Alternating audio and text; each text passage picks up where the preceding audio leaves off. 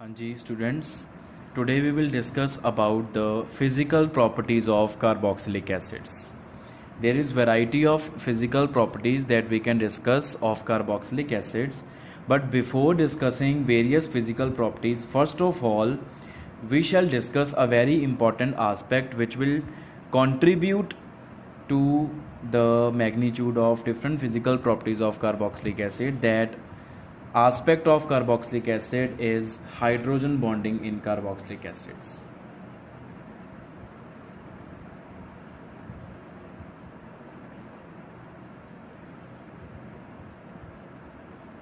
ਕਾਰਬੋਕਸਿਲਿਕ acids ਜਿਹੜੇ ਹੁੰਦੇ ਆ ਉਹਨਾਂ ਦੇ ਵਿੱਚ ਆਪਸ ਦੇ ਵਿੱਚ ਹਾਈਡਰੋਜਨ ਬੌਂਡਿੰਗ ਐਗਜ਼ਿਸਟ ਕਰਦੀ ਆ ਔਰ ਇਸ ਹਾਈਡਰੋਜਨ ਬੌਂਡਿੰਗ ਨੇ ਹੀ most of the physical properties ਦੇ ਮੈਗਨੀਟਿਊਡ ਵਿੱਚ ਕੰਟਰੀਬਿਊਟ ਕਰਨਾ ਹੁੰਦਾ।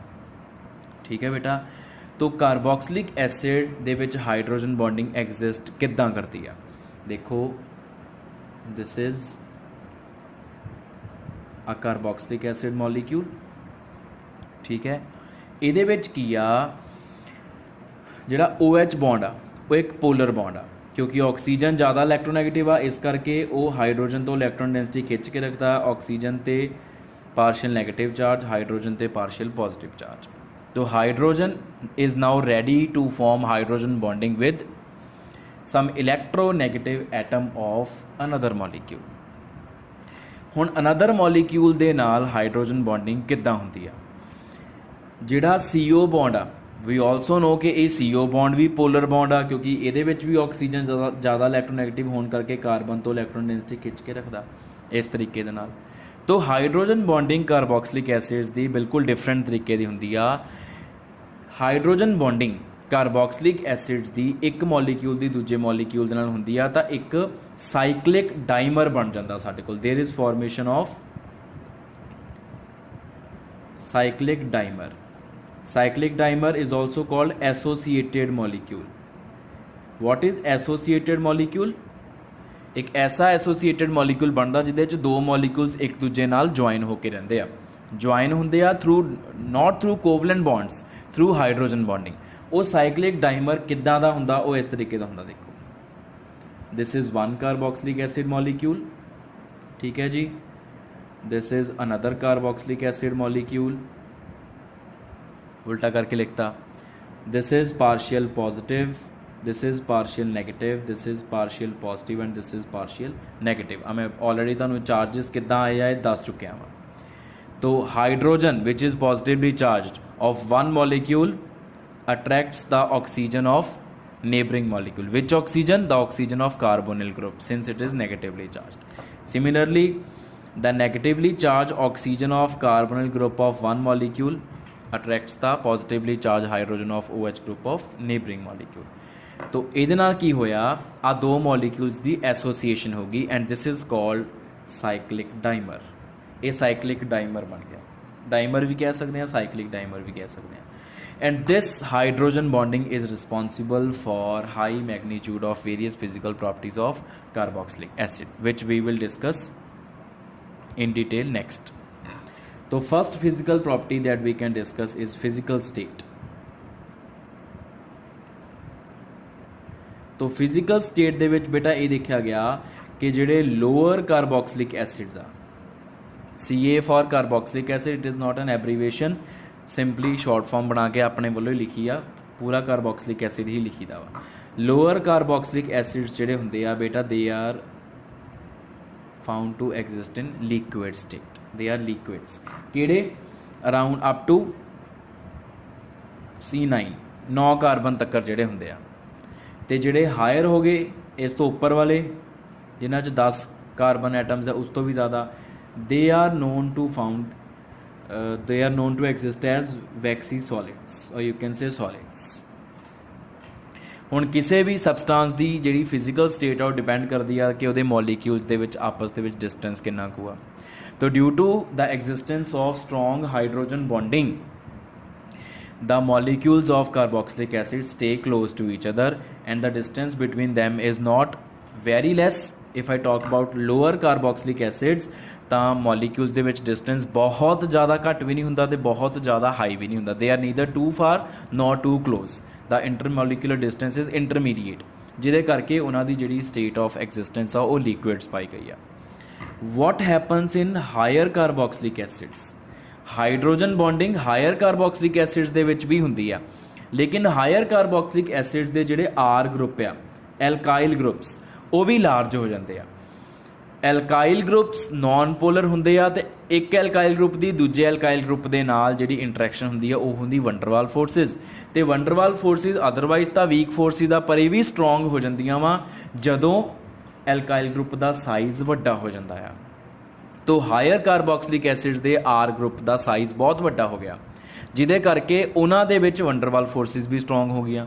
ਹੁਣ ਆ ਦੋ ਮੋਲੀਕਿਊਲਸ ਦੇ ਵਿਚਕਾਰ ਹਾਈਡਰੋਜਨ ਬੌਂਡਿੰਗ ਤਾਂ ਆਲਰੇਡੀ ਸੀ ਜਿਹੜੀ ਇਹਨਾਂ ਨੂੰ ਕਲੋਜ਼ ਰੱਖਦੀ ਸੀ, ਪਰ ਆਰ ਦੇ ਵਿੱਚ ਆਪਸ ਦੇ ਵਿੱਚ ਇੰਟਰੈਕਸ਼ਨ ਜਿਹੜੀ ਵੰਡਰਵਾਲ ਫੋਰਸਿਸ ਵਾਲੀ ਆ ਉਹ ਵੀ ਇੰਨੀ ਕੁ ਸਟਰੋਂਗ ਹੋ ਗਈ ਕਿ molecules come more close to each other. Molecules ਆਪਸ 'ਚ ਹੋਰ ਨੇੜੇ ਆ ਜਾਂਦੇ ਆ। ਹਾਈਡਰੋਜਨ ਬੌਂਡਿੰਗ ਦੇ ਨਾਲ ਵੰਡਰਵਾਲ ਫੋਰਸਿਸ ਵੀ ਬਹੁਤ ਸਟਰੋਂਗ ਹੋ ਗਈਆਂ। ਤੋ ਜਿਹਦੇ ਕਰਕੇ ਜਿਹੜੀ ਸਟੇਟ ਆਫ ਐਗਜ਼ਿਸਟੈਂਸ ਆ ਉਹ ਲਿਕੁਇਡ ਤੋਂ ਸੋਲਿਡਸ ਦੇ ਵਿੱਚ ਕਨਵਰਟ ਹੋ ਜਾਂਦੀ ਆ ਫॉर ਹਾਇਰ ਕਾਰਬੋਕਸਿਲਿਕ ਐਸਿਡਸ। ਠੀਕ ਹੈ, ਇਹ ਹੋ ਗਿਆ ਫਿਜ਼ੀਕਲ ਸਟੇਟ ਦਾ। ਸੈਕਿੰਡ ਨੈਕਸਟ ਆ ਜਾਂਦੀ ਸਾਡੇ ਕੋਲ ਸੋਲਿਊਬਿਲਿਟੀ। ਤੋ ਸੋਲਿਊਬਿਲਿਟੀ ਦੇ ਵਿੱਚ ਬੇਟਾ ਇਹ ਦੇਖਿਆ ਗਿਆ ਕਿ carboxylic acids up to C4 4 carbon atoms ਤੱਕ ਵਾਲੇ ਜਿਹੜੇ ਕਾਰਬੋਕਸਿਲਿਕ ਐਸਿਡਸ ਆ ਦੇ ਆਰ ਸੋਲਿਊਬਲ ਇਨ ਵਾਟਰ, ਉਹ ਪਾਣੀ ਦੇ ਵਿੱਚ ਸੋਲਿਊਬਲ ਹੋ ਜਾਂਦੇ ਆ। Why they are soluble in water? Because ਜਦੋਂ ਆਪਾਂ ਉਹਨਾਂ ਨੂੰ ਵਾਟਰ 'ਚ, ਇੱਕ ਤਾਂ ਇਹ ਖੁਦ ਪੋਲਰ ਆ, ਇੱਕ ਤਾਂ ਨੇਚਰ ਮੈਚ ਕਰਦੀ ਵਾਟਰ ਦੀ ਅਤੇ ਕਾਰਬੋਕਸਿਲਿਕ ਐਸਿਡ ਦੀ, ਪੋਲਰ। ਠੀਕ ਹੈ, ਦੂਸਰਾ ਜਦੋਂ ਆਪਾਂ ਕਾਰਬੋਕਸਿਲਿਕ ਐਸਿਡ ਨੂੰ ਵਾਟਰ 'ਚ ਪਾ ਦਿੰਦੇ ਹਾਂ, ਵਾਟਰ ਨੂੰ ਕਾਰਬੋਕਸਿਲਿਕ ਐਸਿਡ ਪਾ ਦਿੰਦੇ ਹਾਂ, ਤਾਂ ਉਹਨਾਂ ਦੀਆਂ ਆਪਸ 'ਚ ਹਾਈਡਰੋਜਨ ਬੌਂਡਿੰਗ ਵਾਲੀਆਂ ਇੰਟਰੈਕਸ਼ਨਸ ਵੀ ਮੋਲੀਕਿਊਲਸ ਦੀਆਂ ਸ਼ੁਰੂ ਹੋ ਜਾਂਦੀਆਂ। ਦੋਨੋਂ ਆਸਪੈਕਟ ਜਿਹੜੇ ਆ ਦੋਨੋਂ ਕ੍ਰਾਈਟੀਰੀਆ ਲਗਾ ਕੇ ਦੇਖਣੇ ਹੁੰਦੇ। ਪਹਿਲਾਂ ਤਾਂ ਦੋ ਸਬਸਟੈਂਸ ਦੀ ਨੇਚਰ ਮੈਚ ਕਰੇ, ਫਿਰ ਮਿਕਸ ਕਰਨ ਤੋਂ ਬਾਅਦ ਇੰਟਰੈਕਸ਼ਨਸ ਡਿਵੈਲਪ ਹੋਣ ਦੋਨਾਂ 'ਚ। ਕਾਰਬੋਕਸਿਲਿਕ acid and water the nature we match ਕਰਦੀ ਹੈ ਅਤੇ ਇੰਟਰੈਕਸ਼ਨਸ ਵੀ ਡਿਵੈਲਪ ਹੋ ਜਾਂਦੀ ਹੈ ਹਾਈਡਰੋਜਨ ਬੌਂਡਿੰਗ, ਜਿਹਦੇ ਕਰਕੇ ਅਸੀਂ ਕਹਿੰਦੇ ਕਿ they are soluble in each other. But if we talk about higher carboxylic acids, the carboxylic acids containing number of carbon atoms more than 4, C5, C6, C7, they are less soluble in water. ਉਹ ਪਾਣੀ 'ਚ ਫਿਰ ਬਹੁਤ ਘੱਟ ਘੁਲਦੇ ਆ। ਉਹ ਪਾਣੀ ਦੇ ਵਿੱਚ ਘੱਟ ਕਿਉਂ ਘੁਲਦੇ ਆ ਬੇਟਾ? ਕਿਉਂਕਿ ਫਿਰ ਜਦੋਂ ਆਰ ਦਾ ਸਾਈਜ਼ ਵੱਡਾ ਹੋ ਜਾਂਦਾ, ਜਦੋਂ 5, 6, 7 ਕਾਰਬਨ ਵਾਲੀ ਚੇਨ ਬਣ ਜਾਂਦੀ ਆ, ਤਾਂ ਉਹ ਚੇਨ ਹਾਈਡਰੋਜਨ ਬੌਂਡਿੰਗ ਨੂੰ ਹਿੰਡਰੈਂਸ ਪ੍ਰੋਵਾਈਡ ਕਰਦੀ ਆ। ਵਾਟਰ ਦਾ ਮੋਲੀਕਿਊਲ ਐਂਡ ਕਾਰਬੋਕਸਿਲਿਕ ਐਸਿਡ ਦਾ ਮੋਲੀਕਿਊਲ ਦੋਨਾਂ ਦੇ ਵਿੱਚ ਜਿਹੜੀ ਹਾਈਡਰੋਜਨ ਬੌਂਡਿੰਗ ਹੁੰਦੀ ਆ, ਜਿਹੜੀ ਨਾਨ ਪੋਲਰ ਐਲਕਾਈਲ ਚੇਨ ਆ, ਨਾਨ ਪੋਲਰ ਐਲਕਾਈਲ ਗਰੁੱਪ ਆ, ਉਹ ਸਟੈਰਿਕ ਹਿੰਡਰੈਂਸ, ਉਹ ਹਿੰਡਰੈਂਸ ਪ੍ਰੋਵਾਈਡ ਕਰਦਾ ਅਤੇ ਹਾਈਡਰੋਜਨ ਬੌਂਡਿੰਗ ਨਹੀਂ ਬਣਨ ਦਿੰਦਾ। ਅਤੇ ਜੇ ਹਾਈਡਰੋਜਨ ਬੌਂਡਿੰਗ ਨਹੀਂ ਬਣੂਗੀ ਤਾਂ ਫਿਰ ਸੋਲਿਊਬਿਲਿਟੀ ਤਾਂ ਡੈਫੀਨਿਟਲੀ ਘਟਣੀ ਆ। ਵੈਸੇ ਵੀ ਜਦੋਂ ਆਰ ਗਰੁੱਪ ਵੱਡਾ ਹੋ ਜਾਂਦਾ ਵਾ ਤਾਂ ਆਰ ਗਰੁੱਪ ਨਾਨ ਪੋਲਰ ਹੋਣ ਕਰਕੇ ਉਹ ਪੂਰੇ ਮੋਲੀਕਿਊਲ ਨੂੰ ਨਾਨ ਪੋਲਰ ਕਰ ਦਿੰਦਾ। ਫਿਰ ਕਾਰਬੋਕਸਿਲਿਕ ਐਸਿਡ ਦੀ ਪੋਲੈਰਿਟੀ ਹੁਣ ਘਟ ਗਈ, ਉਹ ਨਾਨ ਪੋਲਰ ਹੋ ਗਿਆ, ਅਤੇ ਵਾਟਰ ਤਾਂ ਹਲੇ ਵੀ ਪੋਲਰ ਹੀ ਆ। ਫਿਰ ਨੇਚਰ ਵੀ ਮੈਚ ਨਹੀਂ ਕਰਦੀ, ਨੇਚਰ ਨਹੀਂ ਮੈਚ ਕਰੂਗੀ ਤਾਂ ਫਿਰ ਸੋਲਿਊਬਿਲਿਟੀ ਦਾ ਡੈਫੀਨਿਟਲੀ ਡਿਕਰੀਜ਼ ਕਰਨੀ ਹੀ ਕਰਨੀ ਆ। ਤਾਂ ਦੋਨੋਂ ਫੈਕਟਰਸ ਰਿਸਪੋਂਸੀਬਲ ਆ, less polar nature of carboxylic acid and hindrance to the formation of hydrogen bonding between the molecules of carboxylic acid and water molecules. ਠੀਕ ਹੈ, ਦੋਨੋਂ ਫੈਕਟਰਸ ਕਰਕੇ ਸੋਲਿਊਬਿਲਿਟੀ ਘਟ ਜਾਂਦੀ ਆ। ਅਤੇ ਜੇ ਆਪਾਂ ਗੱਲ ਕਰੀਏ, if you talk about benzoic acid, benzoic acid is aromatic acid, ਆ ਵਾ benzoic acid।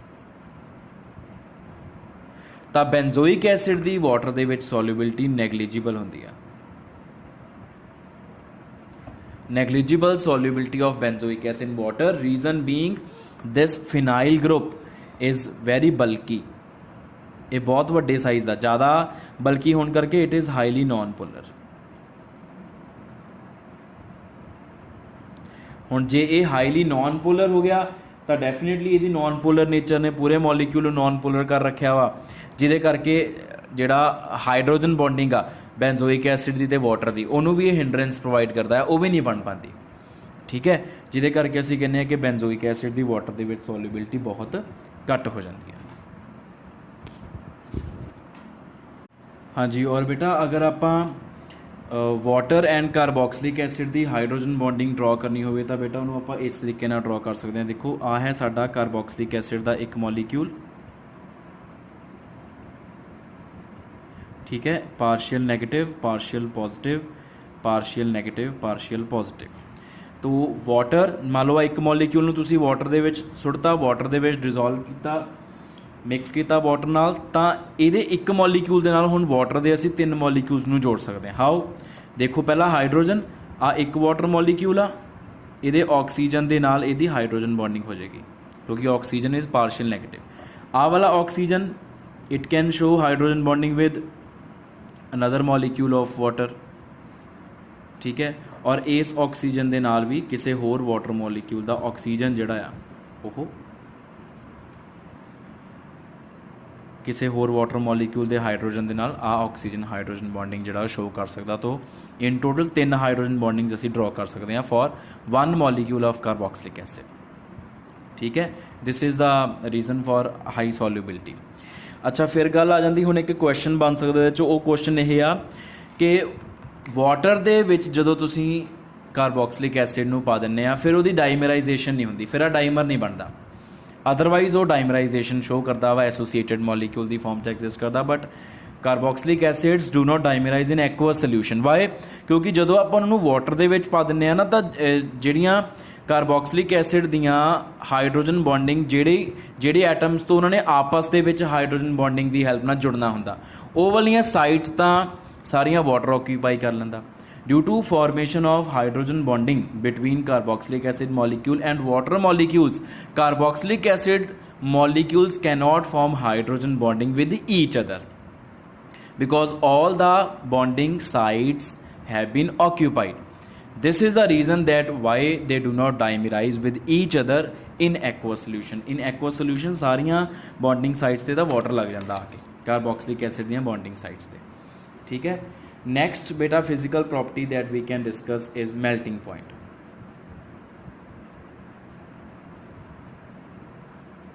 ਹੁਣ ਮੈਲਟਿੰਗ ਪੁਆਇੰਟ ਜਿਹੜਾ ਵਾ ਕਿਸੇ ਵੀ ਸਬਸਟੈਂਸ ਦਾ ਬੇਸਿਕਲੀ ਤਾਂ ਆਪਾਂ ਇਹੀ ਕਹਿੰਦੇ ਹੁੰਦੇ ਆ ਕਿ ਜਿੰਨੀਆਂ ਜ਼ਿਆਦਾ ਸਟਰੋਂਗ ਇੰਟਰਮੋਲੀਕੂਲਰ ਫੋਰਸਿਸ ਹੋਣਗੀਆਂ, ਠੀਕ ਹੈ, ਉਨਾ ਹੀ ਜ਼ਿਆਦਾ ਮੈਲਟਿੰਗ ਪੁਆਇੰਟ ਹੋਏਗਾ।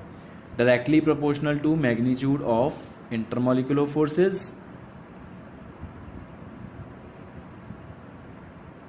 ਹੁਣ since intermolecular forces are hydrogen bondings, ਇਸ ਕਰਕੇ ਅਸੀਂ ਕਹਿੰਦੇ ਹਾਂ ਕਿ ਇਨ ਜਨਰਲ ਕਾਰਬੋਕਸਿਲਿਕ ਐਸਿਡਸ ਦਾ ਮੈਲਟਿੰਗ ਪੁਆਇੰਟ ਕਾਫੀ ਹਾਈ ਹੁੰਦਾ ਕਿਉਂਕਿ ਉਹਨਾਂ ਦੇ ਮੋਲੀਕੂਲਸ ਆਪਸ 'ਚ ਹਾਈਡਰੋਜਨ ਬੌਂਡਿੰਗ ਦੀ ਹੈਲਪ ਨਾਲ ਜੁੜੇ ਹੁੰਦੇ ਆ। ਬਟ ਮੈਲਟਿੰਗ ਪੁਆਇੰਟ ਇੱਕ ਫੈਕਟਰ 'ਤੇ ਹੋਰ ਵੀ ਡਿਪੈਂਡ ਕਰਦਾ ਬੇਟਾ। ਉਹ ਕਿਹੜੇ ਫੈਕਟਰ 'ਤੇ ਡਿਪੈਂਡ ਕਰਦਾ? ਉਹ ਡਿਪੈਂਡ ਕਰਦਾ ਵਾ close packing of ਮੋਲੀਕੂਲਸ।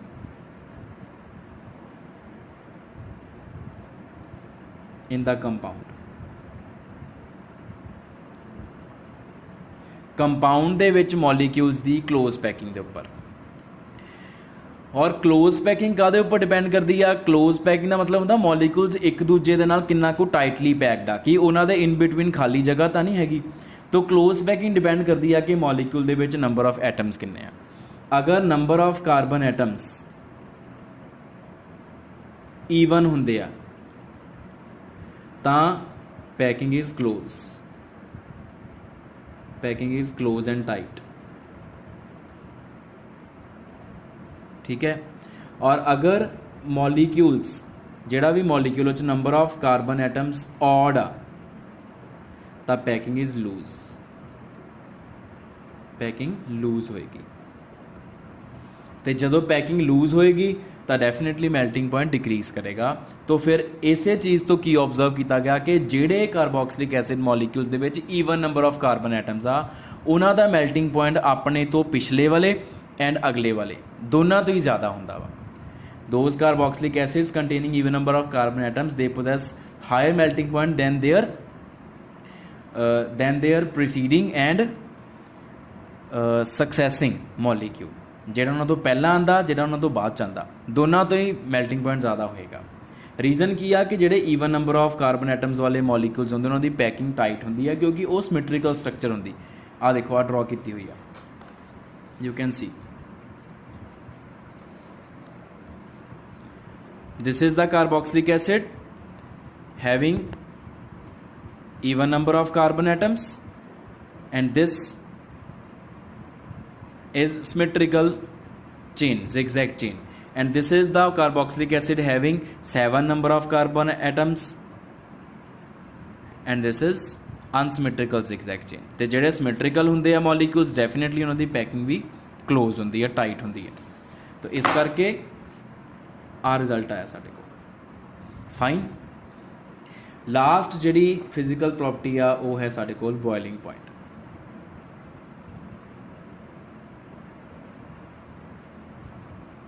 Definitely boiling point ਵੀ ਮੈਗਨੀਚਿਊਡ ਆਫ ਇੰਟਰਮੋਲੀਕੂਲਰ ਫੋਰਸਿਸ 'ਤੇ ਹੀ ਡਿਪੈਂਡ ਕਰਦਾ ਵਾ। ਤੇ ਇੰਟਰਮੋਲੀਕੂਲਰ ਫੋਰਸਿਸ ਇਹਨਾਂ ਦੀਆਂ ਬੜੀਆਂ ਸਟਰੋਂਗ ਫੋਰਸਿਸ ਆ, ਇਸ ਕਰਕੇ they usually have high boiling points. Carboxylic acids ਦੇ ਬੋਇਲਿੰਗ ਪੁਆਇੰਟਸ ਯੂਜ਼ੂਅਲੀ ਹਾਈ ਹੁੰਦੇ ਆ, even more than hydrocarbons, even more than alkyl halides, aryl halides, even more than alcohols. ਠੀਕ ਹੈ ਜੀ। ਤੋ ਐਲਕੋਹਲਸ ਦੇ ਨਾਲ ਅਗਰ ਆਪਾਂ ਕੰਪੇਅਰ ਕਰਨਾ ਵਾ ਬੋਇਲਿੰਗ ਪੁਆਇੰਟ ਨੂੰ, ਤਾਂ ਐਲਕੋਹਲ ਦੇ ਵਿੱਚ ਜਿਹੜਾ OH ਬੌਂਡ ਆ ਉਹ ਵੀ ਪੋਲਰ ਆ, ਕਾਰਬੋਕਸਿਲਿਕ ਐਸਿਡ ਦਾ ਜਿਹੜਾ OH ਬੌਂਡ ਆ ਉਹ ਵੀ ਪੋਲਰ ਆ, ਦੋਨੋਂ ਹੀ ਪੋਲਰ ਆ। ਲੇਕਿਨ this is less polar and this is more polar. ਇਹ ਲੈਸ ਪੋਲਰ ਕਿਉਂ ਆ? ਕਿਉਂਕਿ ਇੱਥੇ O ਦੇ ਉੱਪਰ ਲੱਗਿਆ ਐਲਕਾਈਲ ਗਰੁੱਪ, ਤੇ alkyl group is electron releasing group, ਤੇ ਇਲੈਕਟ੍ਰੋਨ ਰਿਲੀਜ਼ਿੰਗ ਗਰੁੱਪ ਹਮੇਸ਼ਾ OH ਬੌਂਡ ਦੀ ਪੋਲੈਰਿਟੀ ਨੂੰ ਡਿਕਰੀਜ਼ ਕਰਦੇ ਆ, ਜਨਰਲ ਰੂਲ। ਇੱਧਰ ਲੱਗਿਆ CO ਗਰੁੱਪ, ਤੇ CO ਗਰੁੱਪ ਕੀ ਆ? ਇਲੈਕਟ੍ਰੋਨ ਵਿਡਰੋਇੰਗ ਗਰੁੱਪ, ਤੇ ਇਲੈਕਟ੍ਰੋਨ ਵਿਡਰੋਇੰਗ ਗਰੁੱਪਸ ਉਹ ਹਮੇਸ਼ਾ OH ਬੌਂਡ ਦੀ ਪੋਲੈਰਿਟੀ ਨੂੰ ਇਨਕਰੀਜ਼ ਕਰਦੇ ਆ। ਤਾਂ ਕਿਉਂਕਿ OH ਬੌਂਡ ਕਾਰਬੋਕਸਿਲਿਕ ਐਸਿਡ ਦਾ ਜ਼ਿਆਦਾ ਪੋਲਰ ਆ, ਇਸ ਕਰਕੇ ਡੈਫੀਨੇਟਲੀ ਕਾਰਬੋਕਸਿਲਿਕ ਐਸਿਡ ਦੀ ਹਾਈਡਰੋਜਨ ਬੌਂਡਿੰਗ ਜ਼ਿਆਦਾ ਸਟਰੋਂਗ ਹੋਏਗੀ as compare to the hydrogen bonding in alcohol, ਜਿਹਦੇ ਕਰਕੇ ਅਸੀਂ ਕਹਿੰਦੇ ਆ ਕਿ ਕਾਰਬੋਕਸਿਲਿਕ ਐਸਿਡ ਦਾ ਬੋਇਲਿੰਗ ਪੁਆਇੰਟ ਐਲਕੋਹਲਸ ਦੇ ਮੁਕਾਬਲੇ ਹਮੇਸ਼ਾ ज़्यादा ਹੁੰਦਾ। ठीक है, so this is all about the physical properties of carboxylic acids.